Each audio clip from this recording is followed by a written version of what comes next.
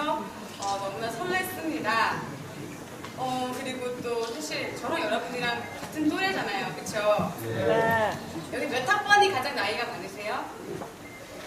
부러워하지 마세요, 여러분. 당당하게. 06학번. 누가 어떤 분이? 선생님. 제가 07이거든요.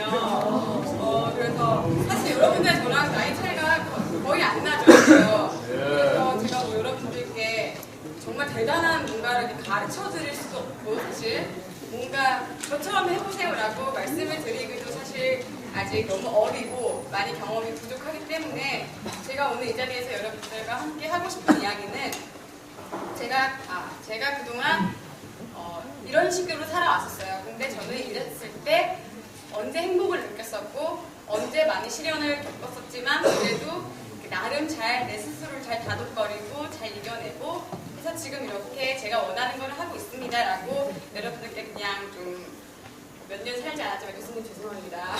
얼마 살지 않았지만 여러분께 제 이야기를 해드리고 싶고 같이 공감을 해주셨으면 좋겠어요. 그래서 제 이야기를 듣고 제처럼 한번 해봐야겠다라고 하면 정말 저는 오늘 너무 멋진 경험을 하게 될 것 같고요.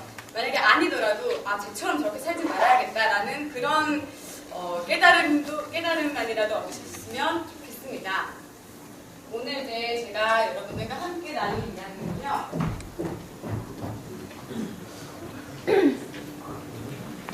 꿈에 관한 이야기입니다. 보이시나요? 잘? 네. 같이 읽어볼까요? 저희 좀 다들 나른해 보이셔서. 자, 꿈을 가진 자만이 기회를 잡을 수 있다. 참 어려운 이야기인 것 같아요. 꿈을 가진 자만이 기회를 가질 수 있다라는 게, 그리고 상당히 진부한 말이기도 하고요.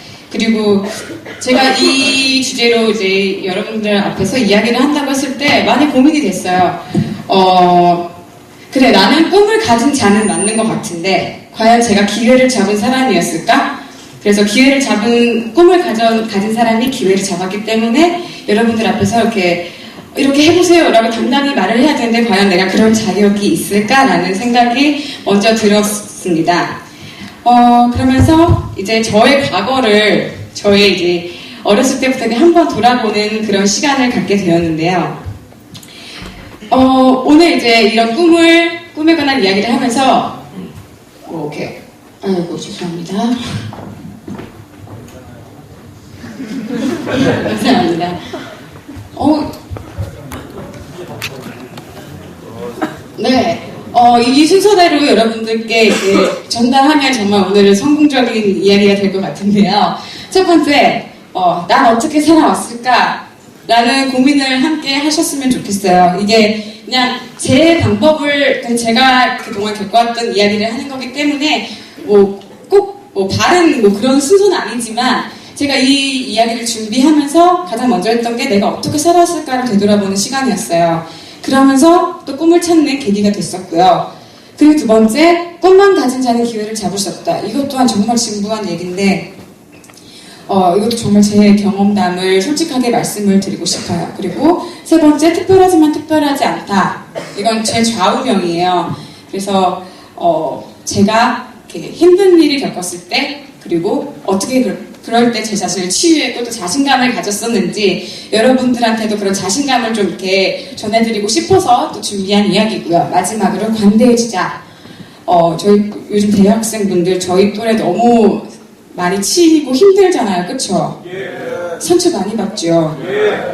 맞아요. 그래서 우리 스스로 힐링 캠프를 한번 해보자라는 의미의 그런 이야기를 담았습니다. 그렇다면 난 어떻게 살아왔을까? 라는 고민 많이 해보셨어요? 안 해보셨죠? 저도 그렇게 많이 해보진 않았어요.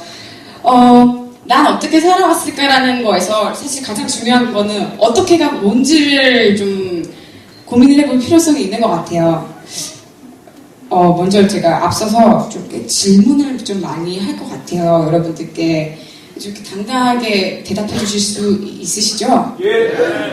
이렇게 손 들고 마이크 가실 거거든요. 그러면 큰 목소리로 하겠습니다. 감사합니다. 이러시면 이제 또 제가 또 조그마한 저의 정성 어린 선물을 또 드릴 수 있으니까요. 감사합니다. 네. 아직 드리겠다는 말씀은 아, 예. 아니고요. 네. 자, 이제 그러면 저희 얘기를 본격적으로 시작을 하겠습니다. 난 어떻게 살아왔을까라는 고민을 몇 번 하게 됐는데요. 이때 어떻게가 과연 무엇을 얘기를 하는 건가를 생각을 해봤을 때 처음에 이제 보통 대학교 입시를 앞둘 때 진로를 결정하잖아요. 그때 내가 뭘 좋아할까? 내가 뭘 잘할 수 있을까? 이런 생각을 하면서 보통 과를 선택을 하게 되죠. 그때 이제 제가 느낀 저는 이 첫 번째 그림으로 저를 판단을 하게 됐어요. 저 화살표 있는 게 대학교 3학년 때까지인데 이제 그때 제가 좀 진로 결정을 많이 고민을 했던 시기였거든요. 근데 그때 내가 어떻게 살아왔을까 이걸 고민을 하는데 그때 뭐 너무 뻔하더라고요. 초등학교, 중학교, 고등학교를 졸업했고 뭐 이런 생각을 하게 되는데 이게 조금 자랑일 수도 있을 것 같아서 좀 이렇게 재수없게 생각하지 마시고요. 이제 조금 솔직하게 말씀을 드릴게요. 뭐 당연히 초등학교 때 다들 공부 잘하잖아요. 뭐 다들 부모님이 봤을 때 내 자식 서울대 갈 것 같고 나도 그 서울에 있는 학교 당연히 갈 거라는 생각을 모든 학생들이 하고 살았을 것 같아요. 그리고 또 좀 이렇게 어디 나가서 이렇게 뭐 하는 거 좋아하고 이래서 뭐 반장도 했었고 그래서 뭐 공부도 그냥 열심히 하고 해서 초등학교를 졸업을 했어요. 그리고 중학교를 갔어요. 중학교 때도 또 거의 그런 연장선이었었어요. 뭐 반장도 하고 공부도 열심히 하고 그리고 고등학교 때 이렇게 좀 부모님의 학구열이 좀 높으신 편이라 공부를 이렇게 시험을 보는 그런 고등학교를 들어가게 됐어요. 시험을 봐서 그래서 고등학교를 들어갔어요. 근데 너무 공부 잘하는 애들이 많은 거예요. 그렇지만 그래도 어떻게 이렇게 뭐 평균은 항상 넘게 되더라고요. 그래서 나는 공부를 열심히 해야 하는 운명인가 보다 라고 생각을 하며 대학교를 들어갔어요. 대학교 때도 고등학교 때보다 더 큰 현실의 벽을 부딪히며 나는 절대 뛰어난 사람이 될 수 없구나. 이대로 그냥 남들 가는 만치 힘겹게라도 따라가자. 하지만 다들 어른들이 공부가 제일 쉬운 거니까 라고 말씀을 하시기 때문에 그 마음을 이제 이해하는 척 하면서 열심히 공부를 했어요. 그리고 대학교 3학년 때 이제 뭐를 해야 될까 진로 결정을 하는데 그동안 걸 이렇게 딱 보면 좀 공부밖에 할 수가 없는 거예요. 공부를 해야 그나마 좀 편할 것 같고 그나마 덜 상처받을 것 같고 그런 판단이 들더라고요. 근데 그러다가 문득 생각난 게 내가 내가 어떻게 살았는지를 돌아본 게 과연 무엇을 기점으로 이 기준을 나눴냐인 거예요. 근데 제가 봤을 때 저는 저의 경력, 짧지만 경력과 뭐 업적이라는 말을 하기는 되게 애매하지만 업적으로만 이 기준을 나눴더라고요. 같이 내가 어느 초등학교를 나오고 중학교를 나오고 고등학교를 나오고 이때 성적이 얼마였고 내가 이때 무슨 공부를 했고 이런 경력 위주로만 제가 나누다 보니까 나는 당연히 할 수 있는 게 공부밖에 없는 거예요. 그래서 이제 공부를 해야겠다 마음을 먹고 이렇게 있는데 제가 정말 뭐 이제 24살밖에 안 됐지만 가장 힘들었던 시기가 제가 대학교 3학년 가을이었던 것 같아요. 그때가 바로 저 때였는데 딱 이 표현밖에 표현이 안 됐어요. 내 자신이 무너지는 걸 딱 느꼈어요. 그때 정신적으로도 그랬고 그때 되게 이상했던 게 공부를 하는 게 너무 싫잖아요. 그렇죠? 공부하기 너무 싫은데 공부하기 싫다. 나중에 이런 게 아니라 진짜 죽어도 공부 못하겠다. 이런 생각이 그냥 어느 날 딱 들더라고요. 근데 그게 또 참 이상한 게 그 학기 때는 제가 정말 공부도 열심히 했었던 학기였고 정말 바빴던 학기였고 그리고 심지어 성적도 제일 잘 나왔던 학기였는데도 불구하고 그런 생각이 이상하게 들었어요. 그리고 이제 저희 학교도 이제 뭐 이렇게 캠프 같은 것들이 많아서 제가 이렇게 그 의자에 이렇게 앉아서 이렇게 지나가는 사람들 보면서 되게 우울해하고 있었는데 엄마 손을 이렇게 잡고 아기가 이렇게 학교에 캠프 신청하러 왔더라고요. 근데 손에 이렇게 캠프 원서 이렇게 들고 딱 갔는데 진짜 웃긴 게 그게 너무 슬픈 거예요. 너무 슬픈 게 그냥 제 모습 같은 생각이 들더라고요. 내가 부모님이 원하는 대로 되게 이끌려서 살았구나 라는 생각이 첫 번째 들었어요. 근데 이것도 생각해보면 되게 어리석은 생각이더라고요. 왜냐하면 부모님이야 당연히 기대를 하고 큰 바람을 갖고 있지만 단 한 번도 강요를 해본 적은 없었을 거예요, 아마. 근데 내 스스로가 그냥 부모님 탓을 한 거예요. 내가 다른 거 하고 싶은데 그거 뛰어들 용기가 없었는데 맨날 그 부모님 탓을 한 거예요. 아, 엄마가 공부하라고 하니까, 엄마가 다른 거 하는 거 싫어하니까 나 공부를 해야 돼 라고 나 혼자 계속 변명을 만들고 있었다는 걸 그때 깨달았어요. 그러면서 아, 내 인생을 다시 돌아봐야겠다 라고 생각했던 게 바로 이 두 번째예요. 이때 나는 기준은 뭐였냐면요, 내가 가장 내 인생에서 내 생각, 내 그런 마음에 가장 큰 영향을 줬던 시기가 언제인가, 그리고 내가 가장 행복했던 시기가 언제였나 라는 기준으로 두 번째 나의 그 20년을 돌아보게 되었어요. 그때가 이제 크게 세 가지로 볼 수 있는데, 중학교 때 제가 전학을 가게 됐거든요. 전학을 가게 됐는데 텃세가 되게 심했었어요. 그 학교에. 그때 여중을 다니다가 또 여중을 갔는데 이제 지역이 좀 달라지고 하니까 제 친구들이 하나도 없어졌는데 좀 텃세가 있고 약간 이랬는데, 제가 이제 그 당시에는 지금보다 되게 성격이 되게 직설적이고 싫은 거 싫다고 표현하고 이렇게 이런 성격이었기 때문에 아마 더 친구들이 봤을 때 제가 마음에 안 들었을 수도 있어요. 그러면서 되게 힘들었었던 게 자존심이 너무 많이 상하더라고요. 내가 분명히 예전 중학교에서는 다 내 친구들이었기 때문에 막 활보를 하고 다녔는데 여기서는 쥐죽은 듯이 있어야 되니까 너무 자존심이 상했어요. 근데 그게 이제 좀 정도가 심해지면서 왕따까지는 아니었는데 제가 여중이었는데 불구하고 이제 밤에 모르는 남자애들한테 전화가 오는 거예요. 그 친구들인가 봐요. 그래서 막 전화를 해서 막 저한테 욕설과 온갖 처음 들어보는 욕들을 막 해요. 그리고 끊고 이런 게 거의 한 학기 동안 있었고, 그리고 이제 학교에 가면 책상, 중고등학교 책상 서랍 아시죠? 거기에 있는 책들이 다 바닥에 이렇게 막 이렇게 다 깔려져 있고 막 그랬었어요. 너무 다시 가고 싶었는데 그동안 그 전에 다녔던 학교로 이 자존심 때문에 그 말은 참아 못하겠더라고요. 그래서 그래 뭐 친구 없이 어떻게 살아보자 이렇게 하면서 살았는데, 제가 그 와중에 뭘 했었냐면 축제에 혼자 나가게 된 거예요. 진짜 지금 봤을 땐 이해를 할 수 없는 행동이었던 것 같아요. 그때 그것도 심지어 이제 축제 그 무대에 올라가, 저희가 또 학교에 인원수가 워낙 많았어서 하려면 오디션처럼 테스트를 통과를 해야지 또 올라갈 수 있는 거였어요. 근데 거기에 친구도 한 명 없는 애가, 저는 또 성격이 이상해서 막 같이 무대 하는 것보다 혼자 하는 거 되게 좋아하거든요. 여기서 뭔가 이런 왕따 같은 느낌이 조금 드는 건 오해예요. 그런 건 아닌데, 그냥 어렸을 때부터 혼자 워낙 춤추고 노래하는 걸 좋아했어서 당연히 축제 안 해? 무대 있네? 나 이번 춤춰야지, 이 생각이 또 무슨 생각하는지 모르겠어요. 들더라고요. 그 와중에 제가 뭘 했냐면요, 이효리 선배님의 10미닛을 췄어요. 중2가 뭘 안다고요, 그쵸? 그리고 친구도 없고 친구들한테 이렇게 전 지금 눈에 가시는데 그걸 나가더라고요, 제가. 지금 와서 보니까.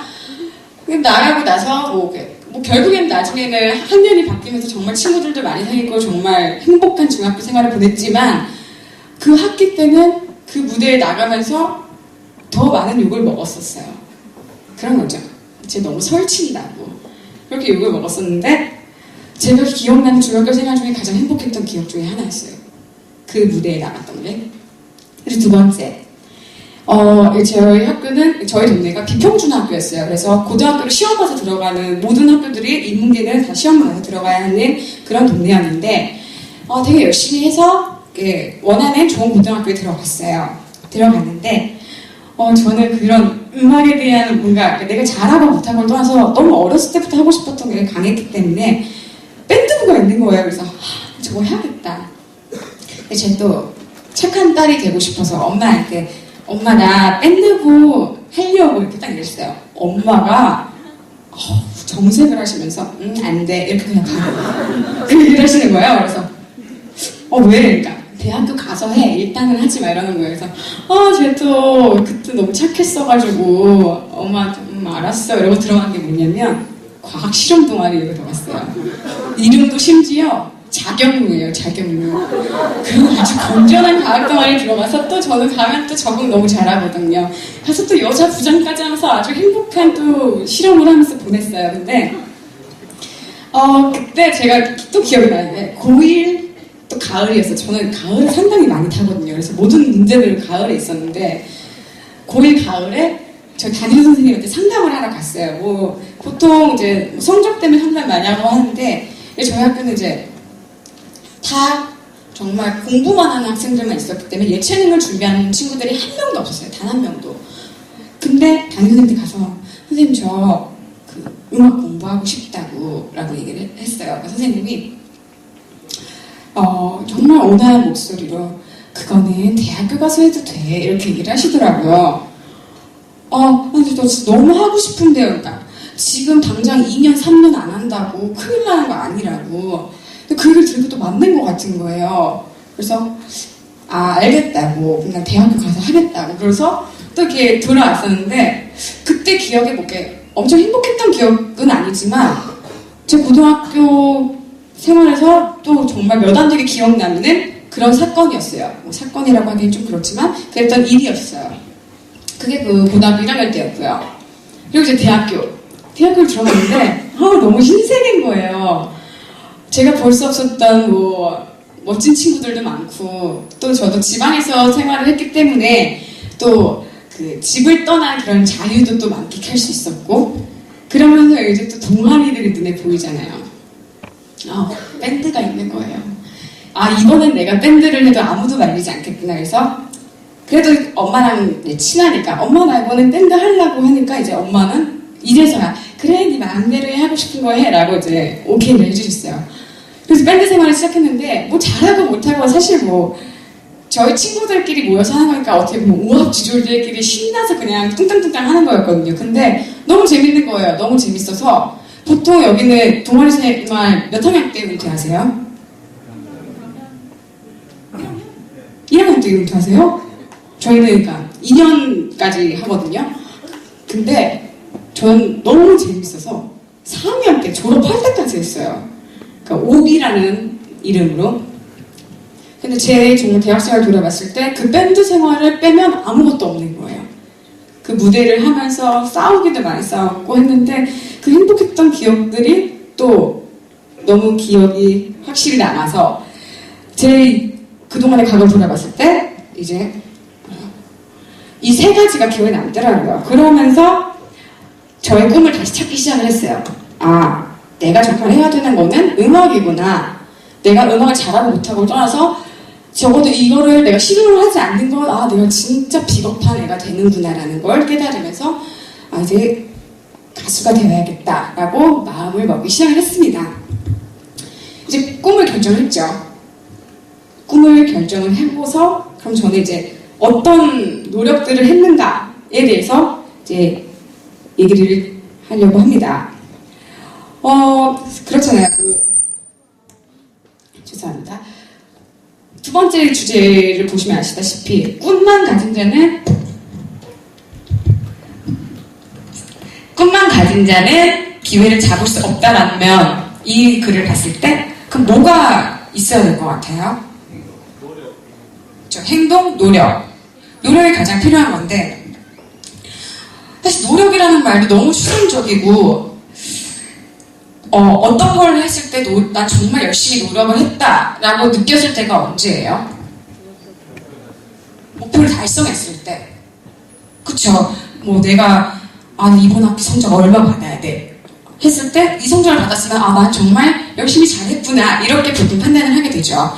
근데 뭐 이게 제가 맞다는 건 아니지만 제 경험 저는 조금 다르게 표현을 했었어요.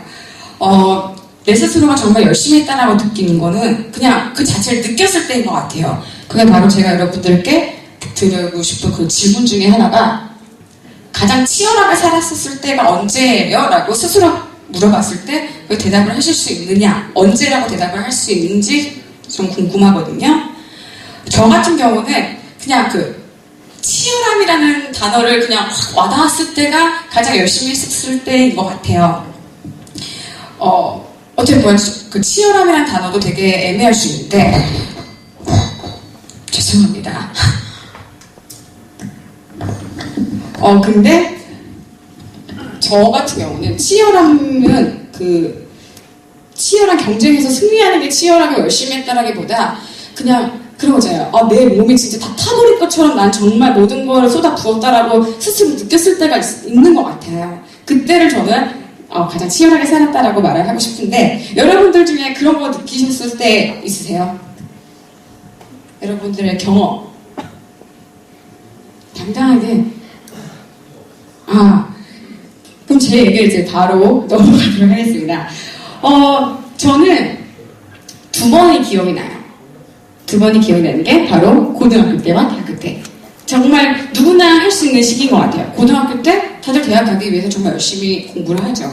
그리고 대학교 때도 뭐 취직이나 나의 진로를 위해서 정말 열심히 하는 그때, 저도 그 똑같은 그 두 번인 것 같아요. 근데 이 두 번이 정말 제가 후회 없이 다시 하라면 못할 만큼 열심히 했었던 것 같아요. 사실 이 두 번이 서로 다른 목표를 향해서 뛰었을 때예요. 첫 번째 고등학교 때는 대학을 가기 위해서, 그 가수의 꿈은 아니지만 대학이라는 목표를 이루기 위해서 열심히 했었던 때였고, 대학교 3학년 때는 이 가수가 되기 위해서 정말 열심히 뛰었었을 때예요. 먼저 고등학교 때 제가 고등학교를 1년 일찍 졸업을 했어요. 조기 졸업을 했는데, 사실 그게 좀 결정을 하는데 쉽지 않았었거든요. 왜냐하면 남들이 수능 공부하고 내신 공부할 때 저는 다른 공부를 해야 됐었어요. 제가 이과였기 때문에 이제 공대를 보통 이렇게 가잖아요. 그래서 그렇게 하려면 외부 상들이 되게 많이 필요했었어요. 그래서 뭐 경시대회뿐만 아니라, 사실 경시대회 저희가 알고 있는 건 몇 개 아니잖아요. 그냥 과목별로 뭐 수학, 뭐 화학, 뭐 이런 거만 있는데, 그런 건 사실 과고 애들이나 진짜 뛰어난 애들이 이미 자기들끼리 이렇게 경쟁을 하고 있기 때문에 거기에는 이제 감히 낄 수가 없어요, 사실. 그렇기 때문에 다른 데를 이제 공략을 해서 상을 타야 되는 거예요. 그래서 이제 그 과정이 너무 힘들었지만 정말 뿌듯했던 시간이었어요. 제가 고1 겨울방학 때 조기 졸업이라는 거를 알게 됐어요. 공대 가는 애들은 1년 일찍 갈 수 있대, 이거를 들은 거예요. 그래서 제가 좀 이렇게 겁이 없는 성격이긴 한데, 한번 해볼까라고 했는데, 일단 부모님이 되게 반대를 좀 하셨죠. 왜냐면 위험하니까. 만약에 잘못되면 남들 1, 2년 동안 수능해서 시험 볼 동안 저는 그걸 다시 또 돌아가야 되니까. 그렇지만 뭐 부모님도 그런 거죠. 도박을 하신 거죠. 그러면서 이제 결정을 했던 게 고2 겨울방학인데, 그때부터 제가 고2 9월, 그때 제가 이제 대학에 결정이 됐었는데, 그 한 10개월 동안 정말 제 몸이 녹을 때까지 살았던 것 같아요. 그때 제가 막 뭘 했었냐면요. 좀 기억이 안 나서 써왔었는데, 영재 캠프라고 이제 과학 캠프가 있어요. 거기에 지원을 해서 붙어야 됐었고, 또 과학 실험 대회라는 게 있었어요. 이거는 우리가 보통 알고 있는 그냥 그런 이론들을 이용해서 저희가 되게 색다른 걸 제안을 해서 실험을 직접 하는 그런 대회가 있었고요. 또 하나는 뭐 경시대회 뭐 이런 거 있었고, 또 하나는 창의력 경진대회, 이런 거 아세요? 모르시죠? 저도 이때 처음 알았어요, 이런 게 있는지. 그리고 마지막으로 발명품 경진대회. 들으면 사실 저희가 고등학교 때 옆에 애가 발명품 경진대회 나간다고 막 밤새서 뭐 한다고 하면 되게 웃겨 보여요, 사실. 왜냐면 그 시간에 영어 단어를 하나를 더 외워라, 이런 얘기를 하거든요. 근데 이제 이 5가지를 하는데 정말 웃긴 것도 많았었어요. 뭐 예를 들어 창의력 경시대회는 뭐 하는 거였냐면요, 우리가 알고 있는 그냥 뭐 그런, 제가 했던 문제는 뭐였냐면 희대의 발명품을 보통 바퀴라고 하거든요. 바퀴를 사용했던 역사를 너네 마음대로 다시 뒤집어서 역사를 새로 만들어봐라. 그래서 연극을 하는 거예요.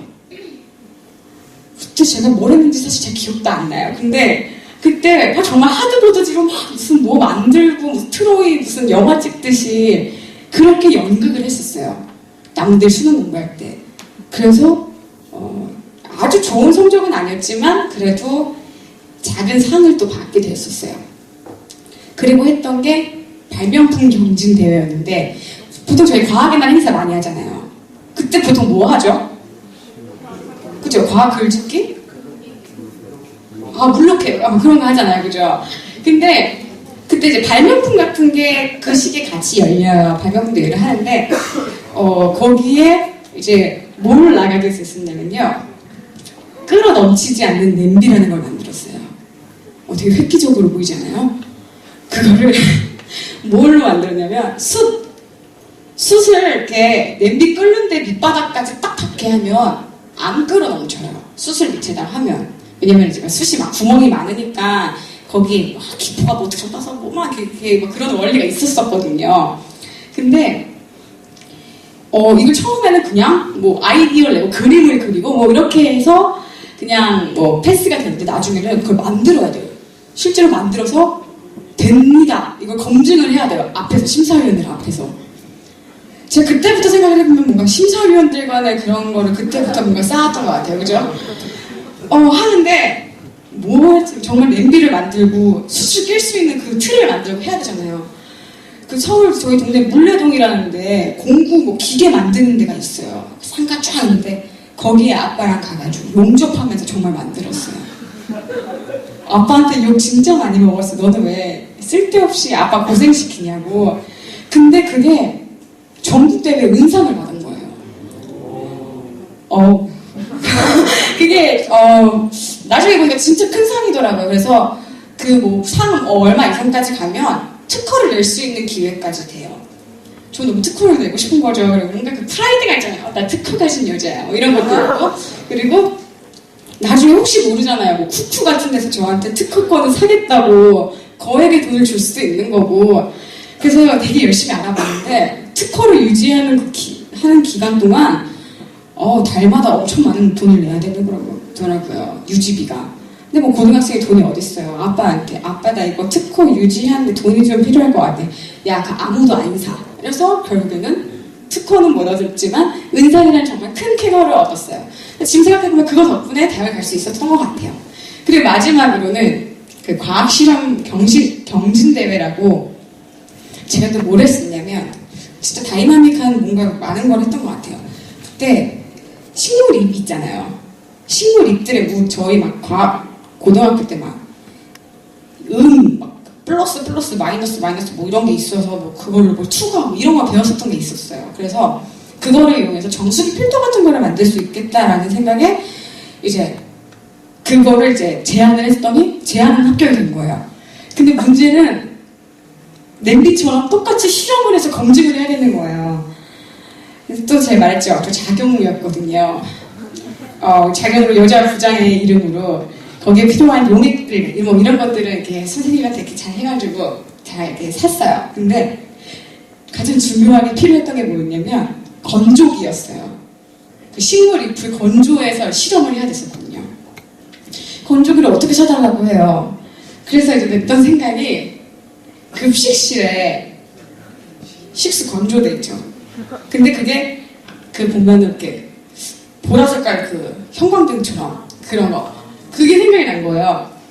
물론 저걸로 실험하면 100% 망하겠다라는 생각이 들었어요. 뭐 그게 뭐 제대로 건조가 되겠어요. 뭐 다 식물 망가지긴 하지. 근데 일단 이게 성공하든 실패하든 그것보다 일단 내가 하는 과정을 담아야 되는 거예요. 내가 건조해서 실험을 했습니다. 근데 실패했습니다. 라도 보여줘야 되는 거예요. 그래서 야자 때 이제 사감 선생님들이 이제 막 그렇게 다 지키고 있는데 어떻게 몰래 들어왔어요. 그래서 그 막 안에 영양사 그 급식실 아주머니들 이렇게 있는 데 있잖아요. 거기서 땅바닥 이렇게 쑥을 앉아가지고 막 입 썰고 건조기에 넣고 막 몇십 분 동안 막 오나 안 오나 막 보면서 기다리고 그렇게 했어요. 결국엔 실패를 했죠. 실패를 했지만 지금 생각해보면은 내가 그런 것까지 했구나. 내가 정말 그때는 간절하게 식수 건조기까지 사용을 하면서 실험을 했구나 라는 생각이 들더라고요. 그러면서 이때 또 제가 그냥 뭐 열심히 했어요라고 느끼지 않고 정말 치열하게 살았구나라고 느낀 이유가 저는 기숙사 학교였거든요, 고등학교 때. 하루 이제 보통 계속 사는데 거기서 잠을 자고 하는데 이제 이런 대회를 사실 대회 준비를 학교에서 다 할 수가 없잖아요. 그래서 4시에 수업이 끝나고 뭐 특강 같은 거 2과만 다 6시 되고 저녁을 먹고 외박증을 매일매일 끊어서 나왔어요. 나와서 뭐 집에서 하거나 아니면 뭐 같이 이렇게 대회 준비하는 친구들끼리 모여가지고 이제 그거 준비를 하는 거죠. 대회 준비를. 그러면 그때 고2 때인데 새벽 3, 4시까지 밖에서 그걸 준비를 했었어요. 그리고 집에 들어와서 따로 공부는 해야 되니까 왜냐면 경시대회를 보고 뭐 대회랑 또 별개로 그리고 뭐 숙제도 있을 수 있고 학교에서 그럼 그 시간에 와서 또 숙제를 했어요. 공부를 하고 그러면 한 6시? 그러면 한두 시간 자고 아침밥 먹고 다시 학교로 갔어요. 그래서 또 수업을 듣고 뭐 아침 자습 시간, 점심 시간 뭐 이런 시간에 진짜 엄청나게 잤었어요. 그 보충을 해야 되니까. 그리고 너무 체력이 딸려서 매일 아침 소고기를 먹었어요. 정말 소고기를 양치를 했다고 표현할 정도로 질리도록 먹을 정도로 그렇게 체력도 힘들었었고 했는데 지금 봤을 때 내가 정말 그때 치열하게 살았구나 라는 생각이 들더라고요. 그리고 두 번째가 바로 이때 대학교 3학년 때 제가 아까 무너졌다라고 그 표현을 했었던 그 시기였어요. 이제 그때 내가 이제 가수라는 꿈을 딱 갖고서 뭘 해야 되잖아요. 그때 제가 생각한 필요한 게 3가지가 있었어요. 첫 번째 돈, 두 번째 기회, 세 번째 실력. 돈은 왜 필요했었냐면요. 뭐 오디션을 나가고 데모 테이프를 이렇게 돌릴 생각이었었어요. 그때는 그 슈스케라는 프로가 이제 2가 생기기 전이었기 때문에 그런 프로가 거의 없었고 해서 근데 난 지금 분명히 잘하는 게 아니니까 난 어떻게 해서든 배워서 잘하고 싶다라는 생각과 그리고 내가 뭐 오디션이나 데모 테이프를 하려면 적어도 하나 레파토리 춤 잘 추는 거 하나 작품은 내가 할 줄 알아야겠다라는 생각이 들면서 그러면 단기간에 확 배우자 이 생각이 들면서 학원비가 필요하더라고요. 근데 이제 학생이니까 용돈을 받아서 이제 살고 했는데 그 돈으로 안 되니까 이제 과외를 시작을 했어요. 근데 그때 과외를 제가 아까 말씀드렸다시피 이때 학기가 제일 바쁘고 힘들었을 텐데 과외를 4명을 가르쳤었어요. 돈이 필요하니까 4명을 가르쳤는데 한 명은 영어, 한 명은 수학 영어, 2명은 검정고시 이렇게 가르쳤었어요. 근데 제 성격이 되게 이상한 게 있는 게 쓸데없는 완벽주의가 가끔 이상한 데서 있어요. 정말 뭐 이렇게 막 일하고 이런 게 아니라 그런 거죠. 문서 작업하는데 막 셀 그거 간격 안 맞으면 막 미칠 것 같은 그런 거 아시죠? 여러분들 잘 아실 거예요. 그런 게 있어서 애들을 가르쳐야 되는데 아시잖아요. 문제집이 100% 그 친구들한테 안 맞아요, 수준이. 근데 그래서 그게 제가 못 참겠는 거예요, 가르치는데. 그래서 지금 봤을 때 참 쓸데없는 일이긴 했는데 인터넷을 정말 다 뒤져서 그런 이론 관련 페이지들, 뭐 문제들을 다 모아서 제가 다시 만들었어요. 그래서 제본을 해서 그 과외 학생한테 그거로 가르쳐줬었어요. 뭐 성공적으로 아이가 뭐 성적이 엄청나게 뛰는 그런 핑크빛 결과는 없었지만 그렇게 가르치면서 그때 또 생활이 어땠냐면요. 수업도 보통 한 3, 4시에 끝났었거든요. 그러면 이제 한 명을 가르쳐요. 한 명을 딱 가르치고 저녁을 먹고 학원을 가요. 참 과외는 다행인 게 선불이어서 바로 이제 학원 등록할 수 있었거든요. 그래서 학원을 가면 한 10시까지 열심히 배우고 연습을 해요. 그리고 다시 기숙사를 와서 그 동네로 와서 뭐 아이 한 명을 가르치거나 아니면 제가 또 컴퓨터 관련 과기 때문에 프로젝트가 되게 많잖아요. 대학생활 하다 보면 그때 4과목인가를 들었는데 4과목 다 프로젝트가 있는 거예요. 그 프로젝트를 그 시간부터 시작을 했어요. 그러면 한 뭐 2시 뭐 이쯤 끝나죠? 그러면은 이제 그때부터 제 공부를 또 해야 되는 거예요. 왜냐면 그때 들었던 생각이 내가 진짜 성적을 잘 받아야겠다. 왜냐면 부모님 몰래 그 일을 시작한 거긴 하지만 나중에 봤을 때 부모님도 당당해야 되는 거예요. 이 노래한답시고 성적 떨어졌다고 이런 얘기 듣기가 너무 싫어서 쟤는 진짜 그 와중에 저렇게 열심히 했구나 그래 너는 뭘 해도 될 아이다 라는 말을 듣고 싶어서 정말 열심히 했어요. 그래서 뭐 공부하고 자면 또뭐 6시, 7시 또 쪽잠 자거나 뭐 아침 먹고 다시 또 아침 7시 수업하고 이 생활을 또 하나기를 했어요. 그래서 결국에는 제가 4년 동안 학교 다닌 것 중에 가장 좋은 성적을 받았어요. 그때 또 들은 게 내가 고등학교 2학년 이후로 진짜 열심히 살았구나. 그때 정말 열심히 살았고 당당하게 보이기 위해서 치열하게 살았구나 라는 생각이 들더라고요. 그러면서 이제 제가 이제 그렇게 돈을 벌었고 두 번째 이제 기회를 잡아야 되는 거잖아요. 그 기회가 언제였을까요? 네, 슈퍼스타 K였죠. 정말 운이 좋은 게 슈퍼스타 K가 제가 이제 오디션 나가야지 준비해야지 하고 나간 첫 번째 오디션이었어요. 너무 저는 운이 좋았던 거죠. 저랑 같이 나갔던 어떤 친구는 그림이 언니 김그림 씨는 그때가 24살이었어요. 난 이게 마지막 오디션이다 하고 나갔고요. 저는 난 이게 첫 번째 오디션이다 하고 나간 거예요. 그렇게 해서 운이 좋게 슈퍼스타 K2의 탑 11에 들게 됐는데 제가 인터뷰를 하거나 하면 어느 순간 되게 꿈과 도전과 모험의 아이콘이 됐더라고요. 그래서 되게 부끄러운데 저한테 항상 그런 말씀을 해주세요. 그렇게 오랜 시간 동안 하고 싶은 거 참으면서 꿈을 가지고 왔기 때문에 지금 이렇게 가수라는 꿈을 이루셨으니까 얼마나 좋으시겠어요. 그 기회를 잡으니까 얼마나 좋으시겠어요. 라고 많이 말씀을 해주셨어요. 맞죠, 그쵸. 제가 그동안 정말 간절히 원하던 걸 드디어 이제 가수가 됐으니까. 근데 사실 저는 조금 그렇게 생각하지 않아요. 그게 바로 제가 그 두 번째 주제를 잡았던 꿈만 가지고 있지 않은 기회를 잡을 수 없다라는 말과 일맥상통하는 것 같아요. 저는 4살 기억도 안 날 때부터 꿈이 가수였었어요. 어렸을 때 막 이렇게 아역 그런 엔터테인먼트 연기 학원 있었는데 거기에도 있었었고요. 그러다가 엄마 아빠가 빼냈었어요. 그리고 온갖 무대 아까 말했잖아요. 중학교 때 10미닛을 출 정도로 그런 무대와 그런 욕심이 정말 컸었는데 꿈만 가지고 있지 실제로 한 건 없었던 거예요. 제가 뭐 무대에 나가고 그냥 친구들이랑 노래하고 춤추는 거 좋아하고 노래방 가고 이건 꿈을 위해서 제가 노력한 건 아니잖아요. 저 혼자 즐긴 것 뿐이지. 그래서 사실 슈퍼스타 K는 여러분들도 다 아시다시피 거기 들기 얼마나 힘들어요. 정말 잘한다고 되는 것도 아니고 정말 그 운이 따라줘야지만 된다고 생각을 하는데 저는 그런 하늘이 내려준 기회를 꿈만 가지고 있었기 때문에 잡지 못했다고 생각을 해요. 슈퍼스타 K를 통해서 저는 잃은 건 정말 하나도 없었어요. 너무 많은 걸 얻었는데 정말 너무 소중한 사람들도 얻었었고 그리고 제가 이렇게 여러분들 앞에서 이렇게 이야기할 수 있는 기회도 슈퍼스타 K가 아니었으면 저는 꿈도 못 꾼 그런 상황이고요. 그리고 가수들의 꿈이 올림픽 공원에서 공연을 하는 거잖아요.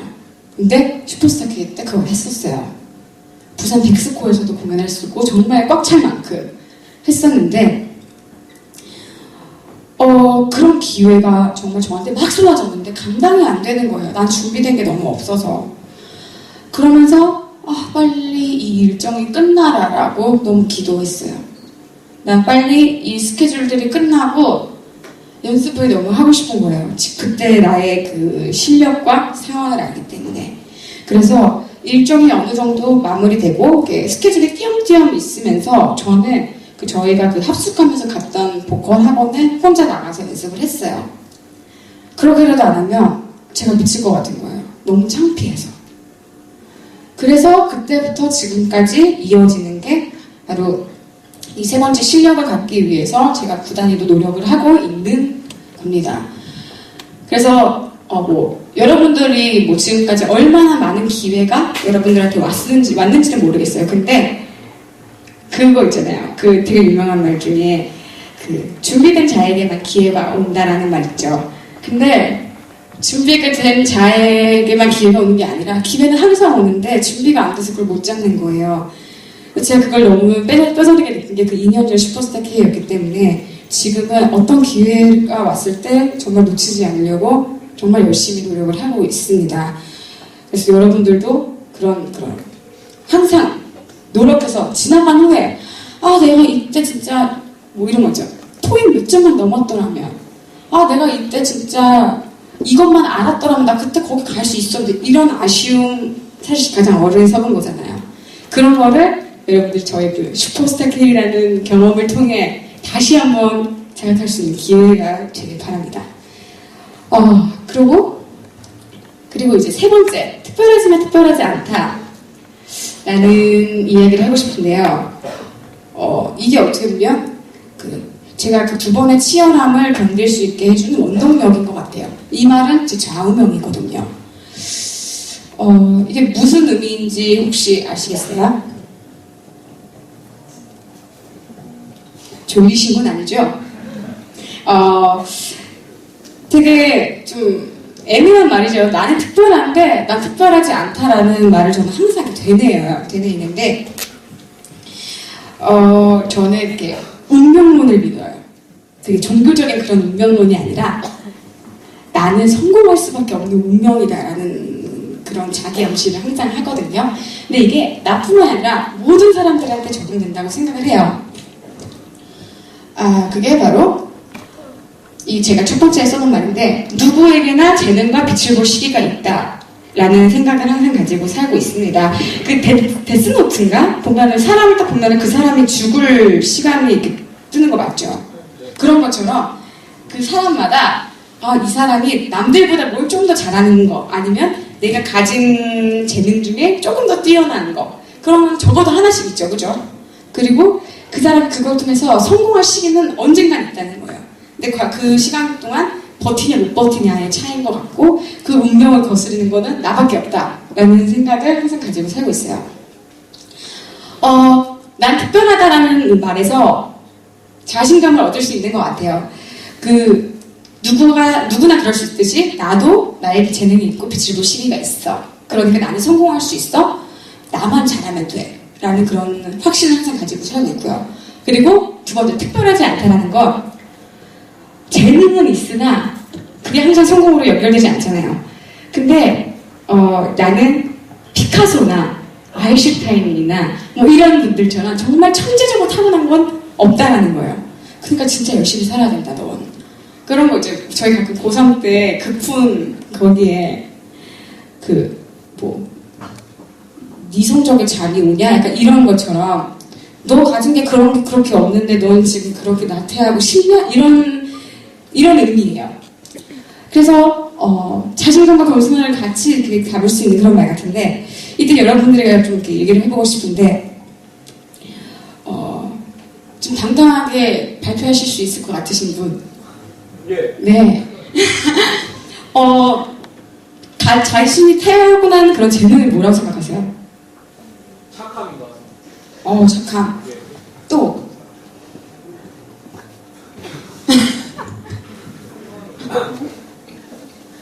그러면은 이제 내가 천부적인 재능이 이거는 타고나지 않았다라고 생각하는 거 어떤 거 같아요? 공부인 것 같습니다. 공부요?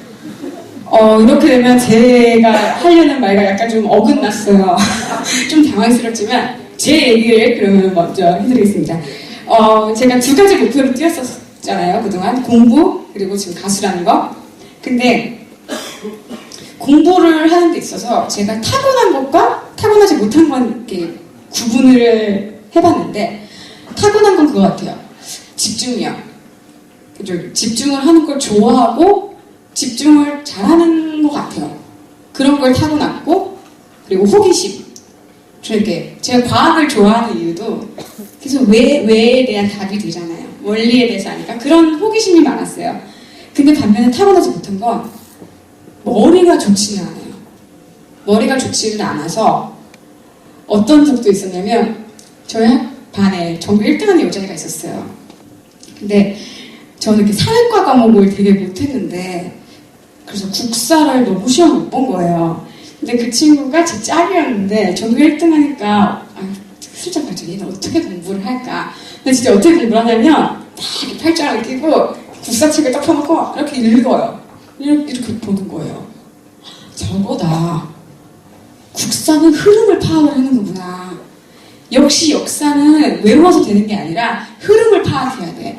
라고 똑같이 했어요. 뒤에서 오dum한 거예요.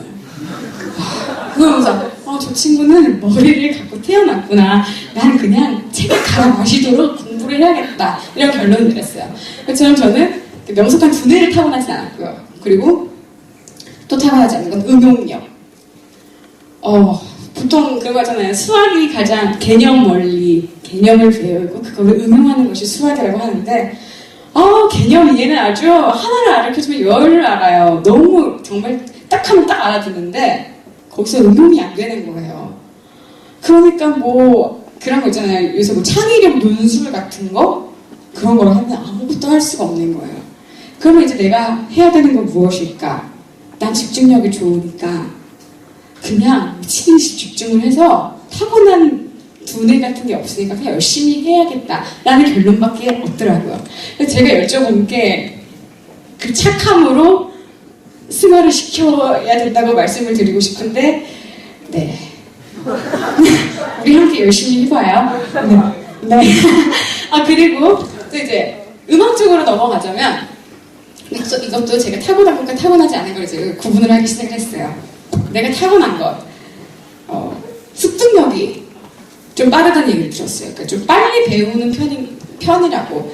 그래서 나는 그래도 기회가 된다면 난 진짜 빨리 배울 수 있구나라는 생각을 가졌고 또 타고난 게 이제 이런 무대에서 잘 떨지를 않아요. 그런 걸 타고났다고 생각을 하고요. 또 제가 부족한 거는 천부적인 그런 음악적 소질은 없는 거죠. 정말 태어날 때부터 노래를 잘하고 막 그렇게 타고나진 않았어요. 흔히 뭐 이승철 선배님이 얘기하시는 그 타고난 딴따라의 재능이 그렇게 많지는 않은 것 같아요. 그렇다면 내가 이제 해야 되는 건 난 습득력이 빠르니까 열심히 배우는 수밖에 없는 거예요. 그렇게 내 스스로를 그럼 나는 이렇게 습득력이 빠르니까 또는 집중력이 빠르니까라는 그런 자신감을 갖지만 나는 타고난 재능이 없으니까 겸손하게 정말 열심히 해야 된다 라는 생각을 항상 가지고 살고 있습니다. 여러분들도 뭐 이거 되게 당연한 얘기잖아요. 근데 되게 당연해서 저희가 항상 놓치고 있는 게 많은 것 같아요. 그래서 여러분들도 이걸 한번 다시 한번 떠올리신다면 좀 더 뭔가 동기부여하는데 상당히 큰 그런 원동력이 되지 않을까 싶습니다. 그렇다면 이제 정말 마지막 얘기를 하게 되는데요. 관대해지자. 여러분들은 여러분들 스스로한테 관대하세요? 관대하세요? 어떨 때 관대해지세요? 네? 쉴 때, 나 지금 한 30분 더 쉬어도 돼, 이런 건가요? 그쵸. 그리고 또 언제 관대해지죠? 공부할 때. 어떻게 해요? 오늘은 여기까지 하면 내일부터 뒤에 하면 되지. 이런 거. 그쵸. 그럼 자기 자신한테 엄격해질 때는 언제죠? 시험 때. 시험 때 어떨 때요? 며칠 남았으니까 스스로를 채찍질하면서 열심히 해야겠다. 또 그럼 엄격해야 돼요. 칼같이 해야 돼요. 그죠? 네, 맞아요. 그렇게 스스로한테 언제 엄격해지냐, 언제 관대해지냐, 이것도 참 되게 중요한 것 같아요. 근데 우리 보통 흔히 성공하신 분들이 얘기하죠. 성공하신 분들, 되게 유명한 말인데, 남에겐 관대해지되 나에게는 스스로에게는 엄격해지자라는 유명한 말이 있죠. 근데 약간 저는 그 얘기와는 조금 다른 말일 수도 있는데,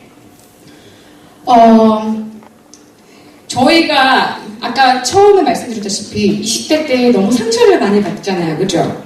일단 대학교 들어갈 때 누가 상처를 주느냐는 내 스스로한테 상처를 많이 받죠. 왜 나는 이거밖에 안 됐을까? 이런 생각. 그리고 대학교 들어와서 세상에 이렇게 똑똑한 사람이 많았을 줄이야. 난 그동안 뭐라고 산 거지? 또 이렇게 상처를 많이 받죠.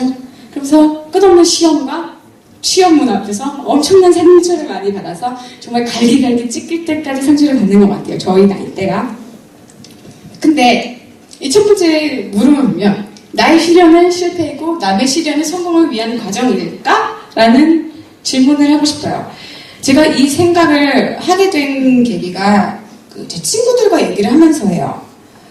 제 친구들 중에는 재수를 해서 대학교를 간 친구들도 있고 그냥 보통 일반적인 과정을 거쳐서 대학교를 간 친구들도 있고 정말 다양한 그런 환경 속에서 살아가고 있는데 그 친구들이 저한테 얘기를 하는 게 너는 진짜 하는 것마다 잘 되고 하는 것마다 네가 원하는 걸 다 이루지 않냐 이렇게 얘기를 하는 거예요. 그럼 저는 그게 바로 첫 번째 말과 똑같은 것 같아요. 내가 하는 것마다 이룬 건 내가 하는 과정에서는 친구들이 그 과정에서 조금 잘못되거나 제가 원하는 바를 못 이룬 거는 그냥 시행착오고 과정으로 보는 거예요. 근데 정작 자기네들이 겪은 시행착오는 나는 이거 해도 안 되는 애, 실패하는 애로 인지를 하는 거죠. 저는 그게 우리 스스로를 더 힘들게 하는 일인 것 같아요. 그래서 두 생각에 내 스스로한테 조금 더 관대해지자라는 생각을 하게 되었어요. 근데 이게 또 합리화랑 다른 거예요. 아까 오늘은 3단원까지만 공부할 때 이거는 관대해지는 게 아니죠. 합리화를 하는 거죠.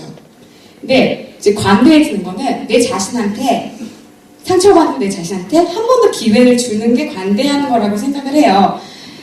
예를 들면 정말 공부를 정말 열심히 안 했어요. 그리고 좋은 성적을 못 받았어요. 그때 괜찮아 서정아 다음번에 잘하면 돼 이렇게 말하는 건 합리화인 거예요. 근데 정말 공부를 열심히 했는데 성적이 너무 안 나온 거예요. 이랬을 때 자기 자신한테 한 번 더 괜찮아 서정아 다음에 잘하면 돼 이렇게 하는 기회를 한 번 더 주는 건 스스로를 보다듬어 주는 일이라고 생각을 해요. 이게 정말 옳고 그른 그런 말인지 모르지만 저의 자신이 느끼는 바로는 그 말이 이제 내가 나태해졌을 때는 나 자신한테 티치를 가하되 내가 상처받았을 때는 나의 자신에게 한 번 더 기회를 주자라는 그런 말이거든요. 그래서 내가 원하는 목표를 이루는 그 과정에서는 스스로에게 정말 엄격해지되 그 결과를 받았을 때 그 결과가 행여나 내가 원하는 목표에 못 이뤘어도 내 자신에게 한 번 더 기회를 더 주자. 대신 전제는 정말 내가 치열하게 열심히 했을 경우에만. 이렇게 생각하신다면 여러분들이 조금 덜 상처를 받고 사실 상처받은 자신을 치유할 수 있는 방법은 다른 사람이 아니라 자기가 정말 추스리는 거잖아요. 그때 정말 많이 도움이 될 것 같아요. 제가 정말 힘들었을 때가 언제였냐면 대학교 3학년 때 그때 얘기를 또 하게 되는데 정말 힘들었었나 봐요. 지금 보니까 맨날 이렇게 다 대학교 3학년 때 얘기밖에 안 나는 보면 근데 그때가 아무래도 여러분이랑 비슷한 시기이고 같은 고민을 하기 때문에 여러분들도 공감이 될 것 같아요. 그러니까 제가 이렇게 하는 습관이 일기를 쓰거나 글을 쓰는 거를 되게 좋아해요. 그래서 근데 내가 오늘 뭘 했고 누굴 만났고 이런 걸 쓰는 게 아니라 그날 감정, 그날 느낌적으로 쓰는 걸 좋아하거든요. 예를 들어 내가 오늘 여러분들 앞에서 얘기를 했어요.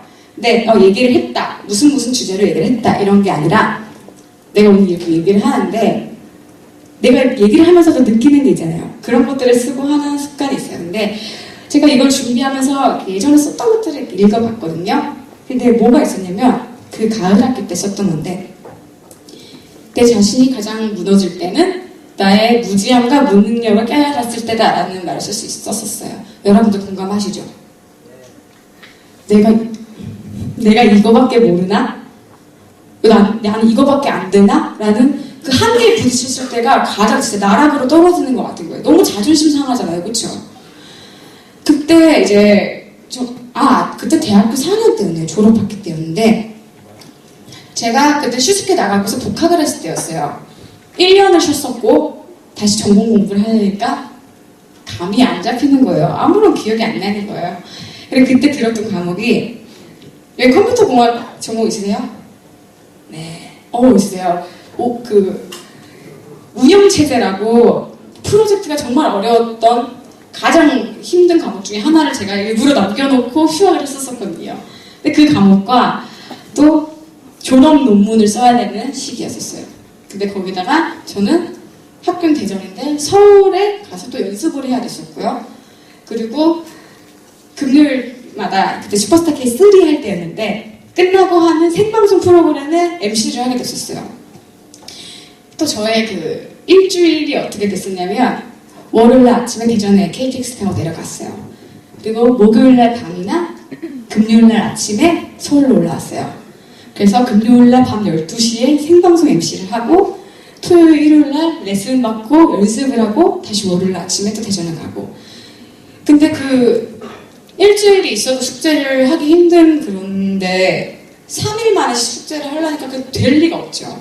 그리고 같이 친구랑 되게 다행히 똑똑한 친구랑 제가 프로젝트를 하게 됐는데 정말 열심히 했거든요. 근데 이 친구한테 패만 되는 거예요, 제가. 이 친구는 세계 대회를 나갈 만큼 너무 똑똑한 친구고 저는 전공 공부를 그냥 가르치는 대로만 따라할 수 있는 그 정도 아이인데 분명히 그래 이 부분은 네가 해, 이 부분은 내가 할게. 전 정말 이 부분을 열심히 해요. 공부를 하고 이제 막 하려고 해요. 안 되는 거예요. 어디서부터 뭘 해야 될지 모르겠고 미치겠는 거예요. 그래서 결국에는 나 여기까지밖에 못했어 라고 얘기를 하면서 또 친구가 착해서 그래? 그럼 우리 같이 해서 이러면서 결국에는 점점 이 친구가 하는 게 더 많아지는 거죠. 이 미안한 감정과 내 자신이 이거밖에 안 되냐라는 그런 생각에 너무 창피하고 너무 싫었어요. 그래서 그 맨날 새벽까지 학교에서 밤새고 이제 자취해야 될 방으로 이렇게 걸어오는데 너무 눈물이 나는 거예요. 너무 내가 왜 지금 이렇게 학교를 다니고 있을까? 어차피 나는 졸업하면 딴 거 할 텐데. 근데 어떻게든 버텨야 되는데 이때 들었던 생각이 좀 더 나를 놔주자라는 생각이 들었어요. 내가 힘들게 하는 것도 나 자신이고 누구도 아무도 저한테 뭐라 안 하는데 내가 나를 자꾸 닥달하고 있는 거예요. 그래서 날 좀 더 놔주자. 나는 지금 정말 열심히 하고 있어. 정말 대신 이번 학기 끝날 때까지 부끄럼 없이 열심히만 하자. 그리고 성적이 안 나오거나 하면 그때는 괜찮다고 혼자 좀 다독여주자. 이렇게 말도 안 되는 합리와 같이 보이는 그런 스스로의 위안을 했어요. 근데 그게 먹히더라고요. 근데 정말 열심히 했는데 결국에는 성적은 잘 안 나왔어요. 저는 근데 목표는 F만 받지 말자였기 때문에 근데 중간고사를 봤거든요. 그 교수님이 딱 선 가이드라인 적어놨어. 알죠? 성적 분포도 이렇게 거기서 빨간 줄 하나 그어놨는데 여기 밑에는 F예요. 이렇게 하는 거예요. 거기에 제가 들어있는 거예요. 큰일 났다. 나 이번에 졸업 못하면 언제 다시 복학할지도 모르는데. 그러고서 아까 했던 말대로 후회 없이 열심히만 해보자. 그러고 진짜 F 나오면 그건 어쩔 수 없는 거지. 진짜 열심히 했어요. 그러면은 B가 나오더라고요. 그걸 보면서 내가 진짜 모르고 아무것도 안 된다 생각해도 내가 내 맘만 추스리면은 뭐라도 할 수 있겠구나라는 생각이 딱 들더라고요. 여러분도 지금 그 고민 가장 많이 하고 있을 때 아닌가요? 여러분들이 지금 가장 스트레스를 많이 받는 건 언제예요? 그죠? 시험 기간. 교수님은 마치 저희가 교수님 수업만 듣는 것처럼 그렇게 숙제를 내고 그렇게 시험을 보고 그죠? 근데 정말 그때 열심히 한다면 다 얘기했잖아요. 학생 때가 가장 행복한 거라고. 저도 정말 진부한 얘기지만 저도 졸업한 지 이제 1년밖에 안 됐지만 그때 공부했던 기억이 가장 그래도 내 인생에 손꼽을 만큼 열심히 했던 그런 아름다운 추억이 되더라고요. 그때 여러분들이 상처를 받더라도 여러분들께 하고 싶은 말씀은 조금 더 스스로에게 관대해주세요. 관대해지고 내 상처를 내가 보다듬어준다면 여러분들이 또 다른 기회에 잡는 데 있어서 또다시 열심히 할 그런 원동력이 또 생길 거라는 생각이 듭니다. 아시겠죠? 사실 지금까지 제가 준비한 이야기는 지금 여기까지예요. 근데 정말 결론적으로 하고 싶은 말은 그렇잖아요. 내가 무슨 꿈을 꾸는지 가장 중요하고 그게 바로 내 자신을 되돌아보는 시간을 가지면서 내가 어떤 성적을 받았고 무슨 과목을 잘했고 이런 기준으로 나를 보는 게 아니라 내가 가장 나를 행복하게 했고 내 자신을 정말 파이팅하게 만들었던 그 순간을 기점으로 내 자신을 돌아본다면 정말 여러분이 진정으로 원하는 꿈을 찾을 수 있을 것 같아요.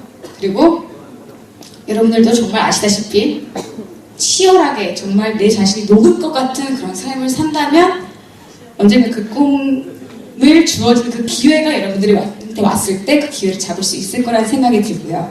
그리고 여러분들 자신이 난 특별하니까 성공할 수 있고 또 특별하지 않으니까 열심히 해야겠다라는 마음가짐과 함께 내 자신이 상처받았을 때 날 좀 더 보다듬어주는 그런 관대함이 있다면 여러분들이 원하시는 그 꿈을 이루실 수 있을 거라는 생각이 듭니다. 네. 그러면 지금까지 제 얘기는 여기까지고요. 여러분들 혹시 이렇게 질문이 있으시다면 네, 질문을 받는 그런 시간을 갖도록 하겠습니다. 네, 지금부터 질문 받는 시간을 가지도록 할 거고요. 여러분 오늘 들어오실 때 그 포스트잇에 자기 질문 쓰신 거 있잖아요. 지금 저기서 김소장님께서 3개를 뽑아서 당첨되신 분께는 저희 밖에서 문화상품권 10,000원씩 하나씩 드릴 거고요. 그리고 이제 김소장님께서 원하시는 분 3분 CD 수가 있고 사인 CD를 증정해 드린다고 하십니다. 그럼 지금부터 질문 3개를 한번 선택해 보도록 하겠습니다. 네.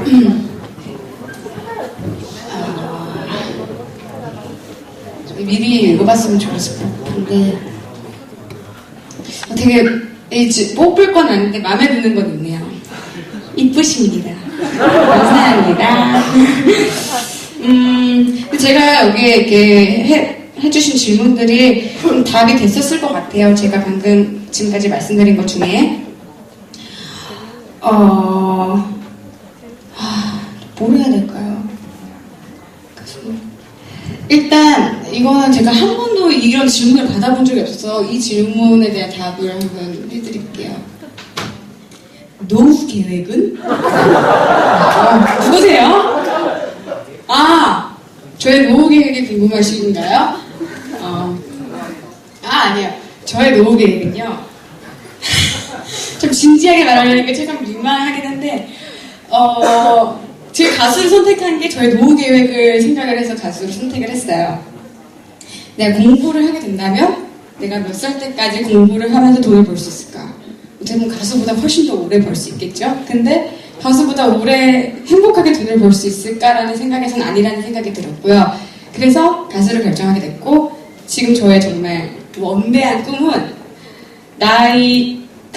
패티김 선생님처럼 은퇴 공연을 할 때까지 가수로서 자리를 지키는 게 저의 노후 계획입니다. 그래서 은퇴라는 단어가 쓸 수 있는 그런 가수가 되는 게 꿈이고요. 그때 여러분들 저의 은퇴 공연에 와주셨으면 좋겠습니다. 네. 그리고 또 두 번째 질문은요. 제 번호를 궁금하시는 분들이 많네요.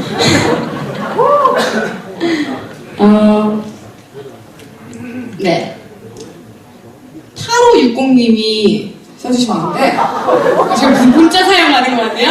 8560님 누구세요? 하고 나가셨나봐요. 슈퍼챗 다른 거 할까요? 네. 질문 답은 하고 선물은 다른 분들께 드릴게요. 연예인이 나서 힘든 적은 없으신지, 다시 일반인으로 돌아가고 싶은 순간은 없으셨는지, 이런 거 어떤 게 가장 힘들 것 같으세요? 여러분들이 봤을 때? 악플, 잠, 다이어트, 그쵸? 근데 네? 연애. 일정하지 않은 수입? 연애. 저 무슨 직업 컨설턴트 하는 것 같은데요. 맞아요. 근데 사실 근데 지금 말씀하신 거는 다 다른 일에도 똑같아요. 그쵸? 다들 회사 생활하면 잠 못 자고,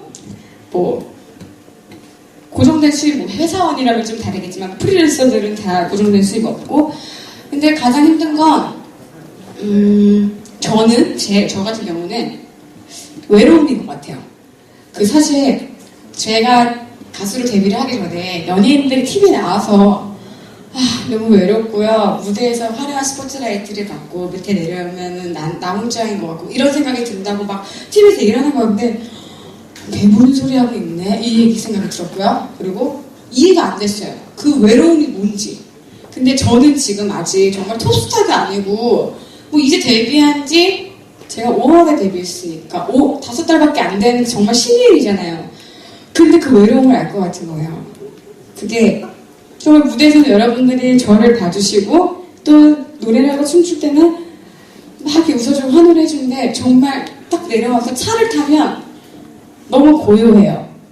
그게 주변 스태프들이 조용히 해서 고요한 게 아니라 그냥 혼자 이 몇천 명, 몇백 명 사이에 있던 내가 정말 달랑 혼자 되는 그냥 그 외로움이 뭐가 있더라고요. 그 외로움을 사실 그게 가장 힘든 것 같아요. 그리고 악플 같은 경우는 사실 처음에 봤을 때 슈스케 때 너무 신기한 거예요. 사람들이 제 이름을 알고 인터넷에 제 이름이 나오는 거예요. 그래서 딱 봤는데 너무 신기해서 이렇게 보는데 악플들이 있더라고요. 누가 저의 졸업사진을 올린 건지. 그러나 뭐 저의 과거는 저는 사랑하니까요. 이렇게 보는데 악플을 보는데 처음에는 뭐 이렇게 열이 올라오는 거예요. 얼굴이 막 빨개지고 얘는 나 알지도 못하는데 왜 이런 말을 하는 거지? 나 진짜 이런 거 안 했는데 나 턱 안 깎았는데 막 이런 얘기 하면서도 억울하고. 근데 이렇게 해명한 건 아니고요. 근데 이제 정말 댓글 달고 싶은 마음도 굴뚝 같았죠. 근데 성인 분자의 마음을 이해하자라는 생각과 함께 나중에는 그런데 상처를 저는 제 성격에는 안 받더라고요.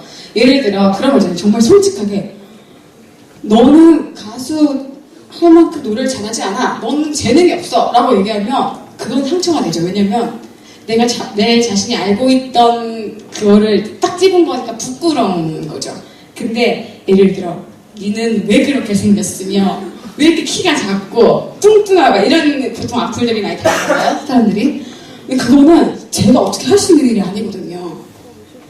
근데 제가 여기서 성형을 더 하면 했다 뭐라 할 거고 안 하면 왜 그렇게 생겼냐 뭐라 할 거고 키는 마음 같아서는 정말 뭐라도 받고 싶은데 안 되고 이렇게 바뀔 수 없는 상황에 대해서는 오히려 그냥 그래 넘어가고 그냥 재밌게 넘어가게 되더라고요. 그래서 저 같은 경우는 악플은 그렇게 힘든 일이 아니라는 거 말씀드리고 싶고요. 그래서 일반인으로 돌아가고 싶은 순간은 단 한 번도 없었어요. 저는 지금 그리고 슈퍼스타 K를 할 때도 너무 행복했고 그리고 지금 여기 계신 분들이 제 얘기를 들어주는 게 너무 황홀하고 너무 감사하고 이런 기회가 제가 일반인이었다면 제가 박사를 졸업하고 교수님이 되지 않는 이상 이렇게 봐주지 않을 거라는 생각이 들기 때문에 저는 단 한 번도 일반인이 되고 싶어요. 일반인이라는 말도 좀 애매하지만 가수가 아닌 직업을 갖고 싶은 적은 한 번도 없습니다. 그럼 이제 다음 질문을 할게요. 대학교 2학년이 가기 전에 꼭 하면 좋을 일이 뭐가 있을까요? 경영정보학과 1, 1학번 이세영님. 누구세요? 1, 1학번. 네. 저의 경험에 비춰봤을 때 제가 1학년 때는 너무 열심히 놀았어요. 후회 없이. 후회를 한다면 성적에만 후회를 할 만큼 원 없이 놀았고 근데 제가 대학교 2학년 때부터는 정말 공부를 열심히 했어요. 그러니까 지금 2학년이신 건가요? 2학년이신 거죠. 그렇다면 제가 권해드리고 싶은 건 연애를 후회 없이 해보셨으면 좋겠어요. 남자친구 있으세요? 없으세요? 남자분들 한 번만 이렇게 봐주세요. 귀여운 친구가 있는데 저는 지금 봤을 때 물론 제가 이렇게 하는 일이 이렇게 그러니까 저희 감정을 표현하는 직업이긴 하지만 그 연애를 했던 경험들이 너무 소중하거든요. 그러니까 뭐 그게 뭐 행복했던 경험만 있는 건 아니지만은 그때 그렇게 막 누군가 열렬히 좋아했고 함께 뭘 이렇게 막 열심히 하려고 했던 그때 기억들이 너무 소중했고 물론 지금 제가 못해서 대리만족일 수도 있어요. 근데 정말 젊은 나이 20대 초반에 하는 연애와 또 중반과 후반에 하는 연애가 다 다르다고 하잖아요. 저랑 정말 후회 없는 연애를 뜨겁게 올 겨울을 불사질러 보세요. 후회 없으실 거예요. 네, 그럼 마지막 질문 여기서 포스트잇으로 받을게요.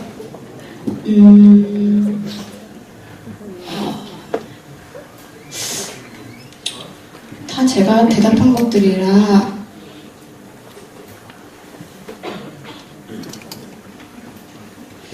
여기에 썼던 분들 중에 정말 대답 듣고 싶으신 분 있으세요?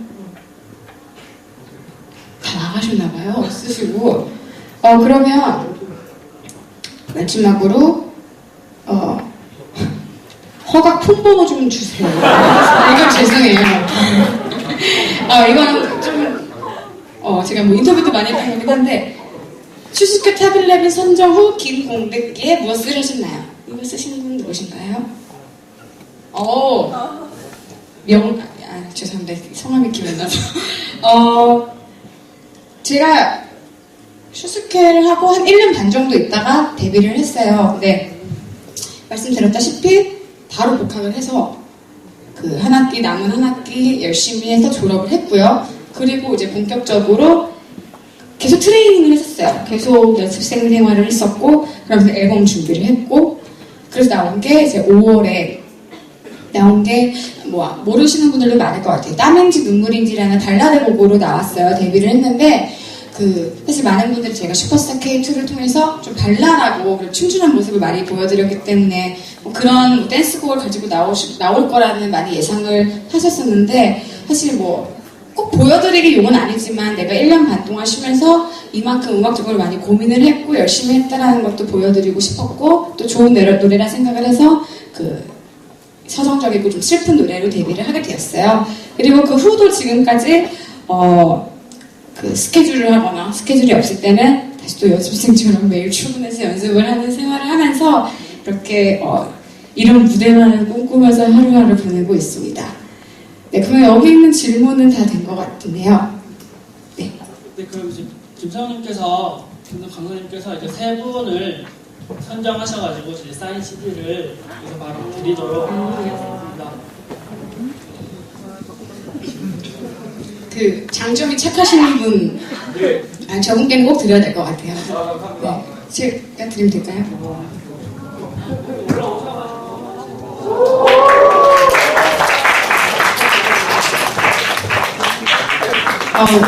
열심히 이렇게 바라봐 주시는 감사합니다.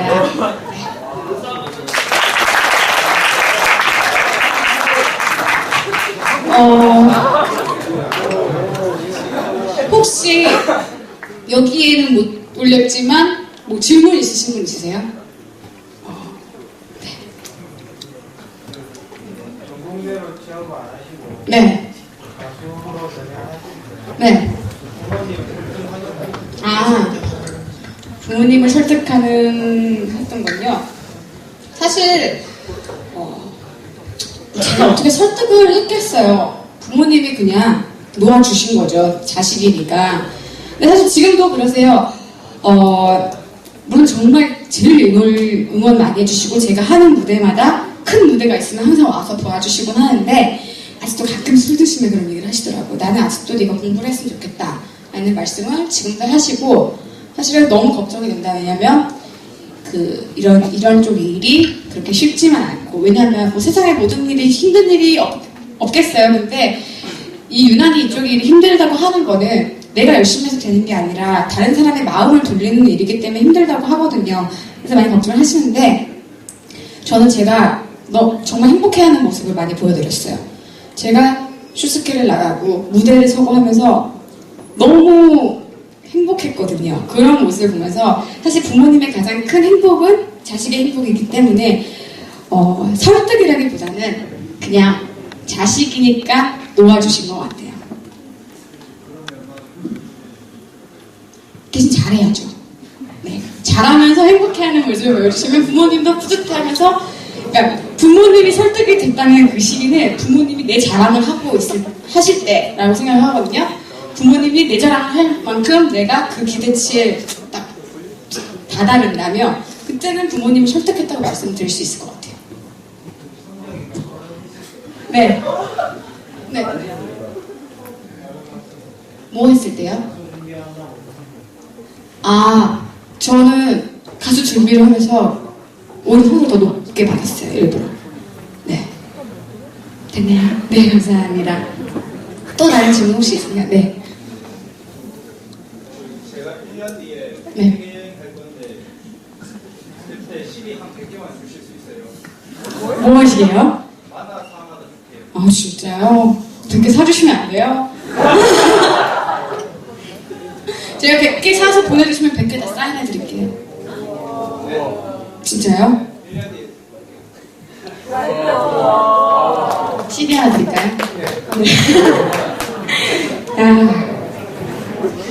그 약속 꼭 지켜주시길 바라겠습니다. 성함이 어떻게 되세요? 이상민이요? 네, 이상민님 기억하겠습니다. 감사합니다. 마지막 한 번만 더 질문을 받고 끝낼게요. 네, 귀여운 분. 앞으로 네. 활동 계획이 궁금해요. 앞으로 활동 계획이요? 저 기자회견 하는 것 같은데요. 앞으로 활동 계획은, 일단 이번 12월이나 1월쯤에, 이렇게 막, 이 분위기와 걸맞는 그런 서정적인 노래가 나올 것 같아요. 막 활동하는 곡이 될지, 아니면 정말 여러분들 듣기 딱 좋은 그런 곡이 될지는 모르겠지만, 나올 것 같고요. 그리고 한 3, 4월쯤에 미니 앨범 좀 이렇게 오랫동안 준비를 해서 딱 나올 것 같아요. 그때 사실 좀 이렇게 부끄럽지만 지금 작사, 작곡 공부도 열심히 하고 있어서 제 노래도 많이 실을 예정이고요. 여러분들 이게 홍보의 장이 될 것 같아서 많이 망설여지지만 많이 다운받아 주시고요. 불법 다운로드 하지 말아 주시고요. 네. 페이스북, 트위터 많이 추가해 주세요. 네, 대답 됐나요? 네. 네, 감사합니다. 그리고 CD가 한 개 남았는데, 제가 한 장 더 드리고 있어야 되는데, 일단, CD 한 장 더 있죠? 없어요? 있어요? 친구 제가 이따 드릴게요. 네. 네, 꼭 부모님 설득시키길 바랄게요. 네, 감사합니다. 네, 그러면, 지금까지 저의 짧지만 긴 얘기 들어주셔서 너무 감사드리고요. 여러분들도 오늘 저의 이야기를 통해서 뭔가 이렇게 하나라도 조금 다른 느낌을 받아가셨으면 좋겠습니다. 네, 감사합니다. 지금까지 김준현이었습니다.